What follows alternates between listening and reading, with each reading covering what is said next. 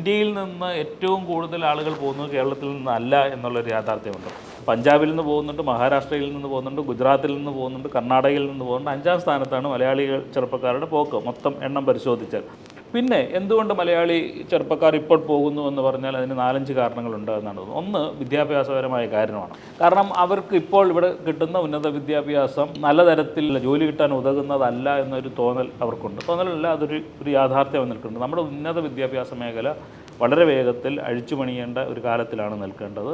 പ്രത്യേകിച്ച് ടെക്നിക്കൽ മേഖല ഭയങ്കരമായിട്ട് മുന്നോട്ട് പോകേണ്ടതുണ്ട്. ഇപ്പം 70കളിൽ എങ്ങനെയാണ് കേരളത്തിലെ ചെറുപ്പക്കാർ കൂട്ടത്തോടെ ഗൾഫിലേക്ക് പോകാൻ സാഹചര്യം ഒരുക്കിയതെന്ന് ചോദിച്ചാൽ അന്ന് സ്ഥാപിക്കപ്പെട്ട ITI എന്ന് പറയുന്ന സ്ഥാപനമാണ്.